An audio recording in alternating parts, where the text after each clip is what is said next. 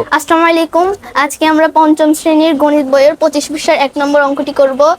এখানে বলা আছে, তানিয়া 192 টাকা দিয়ে 8টি কমলা কিনলো। যদি সে 3টি কমলা কিনতো তার কত টাকা প্রয়োজন তা বের করি। প্রথমে আমরা তানিয়া 192 টাকা দিয়ে 8টি কমলা কিনলো। 192 ও 8কে ভাগ করব, যেই ভাগফলটা বের হবে সেটাই হবে একটি কমলার মূল্য, এবং একটি কমলার মূল্যকে আমরা 3 দ্বারা গুণন করব, তাহলে 3টি কমলার মূল্য বের হয়ে যাবে।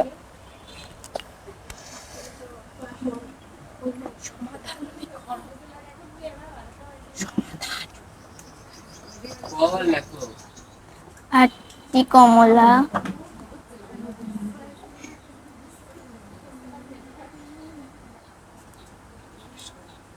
মূল্য 192 টাকা, সুতরাং একটি কমলার মূল্য 192 ভাগ 8 টাকা, সুতরাং 3টি কমলার মূল্য 192 ভাগ 8 গুণন 2।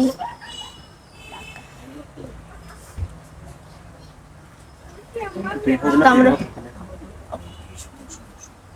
কথা বলো। 3 8 এবং 192 ভাগ করব। 8 19 8 একের মধ্যে যায় না, 8 19-এর মধ্যে 2 বার যায়। 8 একে 8 2 16, বিয়োগ করব, মান 0। 8 32-এর মধ্যে 4 বার যায়, 4 8 32, 0।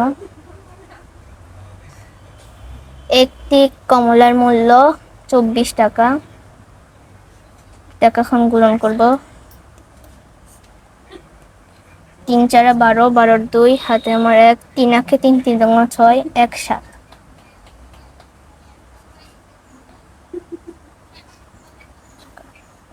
উত্তর 3টি কমলা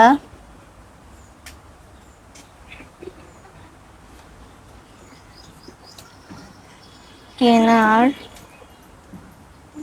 জন্য তানিয়ার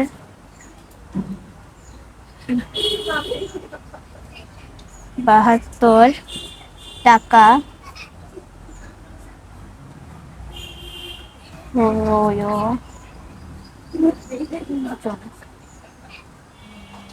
তাহলে বলো কত নম্বর অধ্যায়ের, এখানে ক্যামেরার দিকে তাকাবো, কত নম্বর অধ্যায়ের কয় নম্বর অঙ্কতে বলো। এটা পঞ্চম শ্রেণীর 2 অধ্যায়ের 25 পৃষ্ঠার 1 নম্বর অঙ্ক। 1 নম্বর দাও।